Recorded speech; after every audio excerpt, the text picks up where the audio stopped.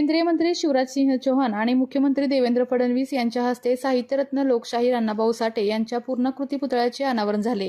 मंत्री शिवेंद्रसिंहराजे भोसले, शंभूराज देसाई यांची देखील तेथे उपस्थिती होती। साताऱ्यातील शाहू चौक येथे पुतळ्याचे अनावरण झाले।